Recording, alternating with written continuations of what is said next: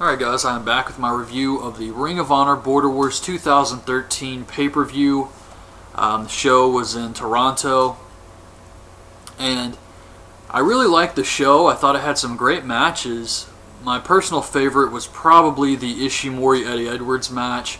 Paul London versus Davey Richards was very good too, but I really liked the Ishimori match, and I was actually watching the show with I wouldn't even say a casual fan, someone who doesn't watch wrestling at all, and he really liked the Ishimori match, so I think that says a lot. And Nigel McGuinness was on commentary for the show. The only complaint I have is the quality of the stream. My God.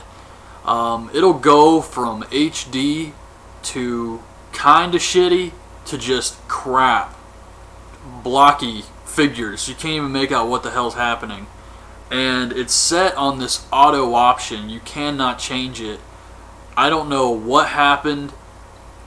The last show had some problems. We all know the Jay Briscoe, Kevin Steen stuff. But it was still in HD for most of the show. But this one, for most of the show, was in total crap mode. And it really pissed me off. It was just... There was some great matches going on, but the quality was just ass.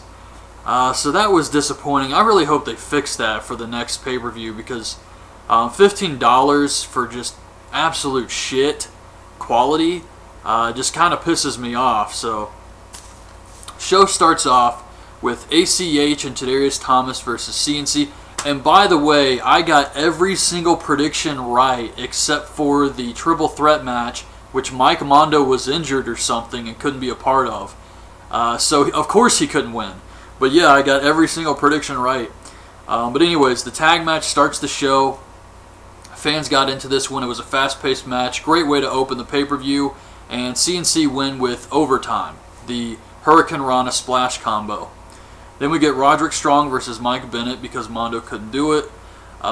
Which was an okay match. Cheeseburger runs out and kisses Maria. So Bennett gets out of the ring and chases after him, and then he gets back in the ring, gets hit with a sit kick, so Roderick Strong gets the win here. They show a video of Kevin Steen getting kicked out of Scum again, and Steve Corino comes out with Rhett Titus for the I Quit match. So it's Rhett versus Whitmer. Nigel McGuinness kicks Corino out. People start fandangoing, and then other people start saying shut the fuck up, which I thought was kind of funny. Not a lot of fandangoing, but there was some going on. And Rhett pulls out some zip ties, but BJ fights him off and zip ties Rhett to the ropes. He just starts punching him in the head, but Rhett refuses to give up, still making Scum look strong here. I loved it. So BJ's just punching him in the head. Rhett spits in his face, so BJ goes and gets a chair, and he gets in the ring, and then Steve Corino gets in the ring, and he kind of just turns around and says, hit me. And BJ is about to do it, and then Rhett says, I quit, to stop the match, to save Steve Corino. I really like that. So Compton and Jacobs hit the ring. They attack Whitmer. Lethal and Michael Elgin run out to make the save, which starts the tag match. So it's Lethal and Elgin versus Cliff Compton and Jimmy Jacobs. Rhett is still zip-tied to the ropes for a good part of this. And I also noticed Jimmy Jacobs. Oh man, he has shaved his head except for this piece. It's like some bangs or something. And it reminds me of Damon Wayans on In Living Color, how he would do those skits, the men on film, and he'd wear these goofy tiny little hats and he'd have like little pieces of bangs hanging down. That's what Jimmy Jacobs' new hairstyle looks like. But this was actually a really good match too. Lethal gets a knee injury, which pretty sure was a work. So it's Elgin fighting off both members of Scum. He hits the Samoan drop, follow a slam combo on them both. Corino's at ringside for this match. I'm not sure why Nigel would let him come back for this one, but I guess you could say his career was on the line, so Nigel let him stay out there or something, but Elgin hits the deadlift German on Compton with Jacobs on his back. He's trying to fight these guys off, but it's still 2 against 1, so Kevin Steen runs out. And he gets on the apron, he's like, tag me in. Nigel allows it, so Kevin Steen gets a hot tag, and he gets ready to hit the package pile driver on Compton, but Jacobs rolls him up and gets the win on Kevin Steen. And I knew they would do something to have Scum win the match, because Scum had to win here. But I have to admit, Kevin Steen was a nice touch, because he is basically the main guy who's going to be fighting against Scum.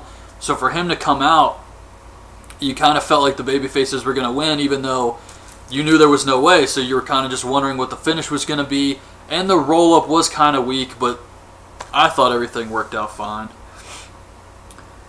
For intermission, they show El Generico versus Ishimori, and Paul London versus Michael Shane in a street fight, which was freaking awesome. QT Marshall and Artie Evans come out. Artie Evans asks the fans to be quiet. They start fandangoing again, and he says, what a horrible song. He says that Red Dragon should be stripped of the tag title since they didn't even show up for the pay-per-view. While he's cutting this promo, the lights start to flicker, and the monitor, at first I was nervous because I know they've had blackouts before in the fucking pay-per-view stops. So I know this was, it ended up being a spot, but at first I was nervous. I was like, shit, how are they going to lose power in the building? But the lights start flickering, and the monitor starts to show clips of Tommaso Ciampa. And Kevin Kelly says, Tommaso Ciampa's 500 miles away. But of course he comes out, and this was so badass. So glad Tommaso Ciampa's back. He was one of my favorite ROH guys. So he returns, and the place went nuts for him. He runs out, he attacks QT Marshall. He gets ready to hit the knee in the face, but Artie Evans pulls him out and saves him, and they run off. But yeah, Ciampa returns. Carino comes out and says he has something to unveil, and he will be back on commentary for the next TV show. Eddie Edwards versus Taiji Ishimori. There's really not a lot to say about this match. It was just a fantastic match here. A lot of back and forth between both guys. Very good stuff. And Eddie Edwards hits the Die Hard driver. It's a modified Michinoku driver, I guess you would say, for the win. But yeah, I would definitely try to go out of my way to check this match out because it was my favorite. But if you get the replay, you also get the Paul London-Davey Richards match and a bunch of great stuff. So, Mark Briscoe versus Matt Taven for the TV title. Truth Martini has a new Hoopla Hottie out there with Scarlett, and she looked pretty good, but the stream sucked so much quality-wise, who could tell? I honestly couldn't tell. She looked like a bunch of pixelated blocks or something.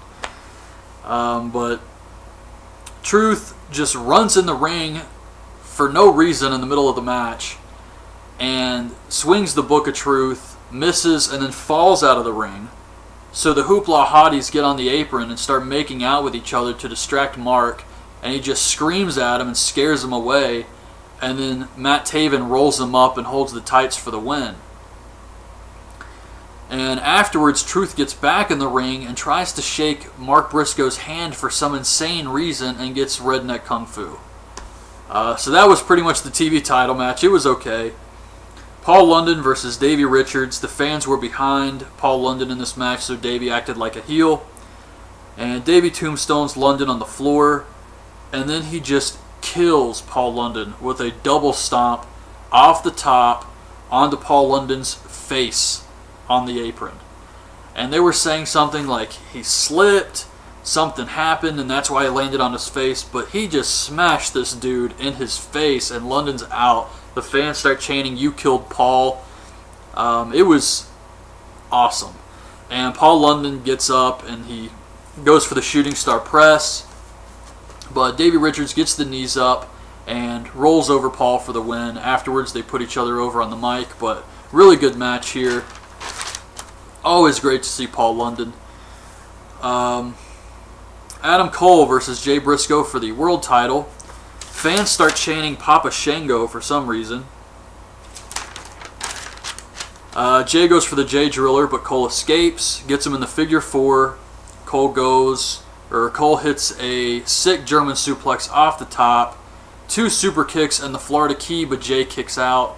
So Cole goes back to the figure 4. Jay gets the ropes. Cole pulls him back to the center of the ring and tries it again, but Jay kicks him off and he hits the ref. So while the ref is out, Steve Corino comes out.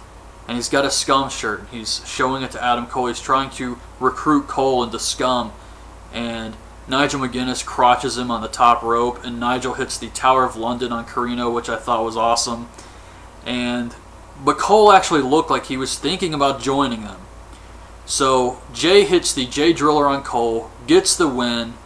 And while Jay is celebrating, holding up the title, Cole gets ready to super kick him. And then when Jay turns around, Cole acts like everything's fine, but he's frustrated and just storms off. So that's how the show ended.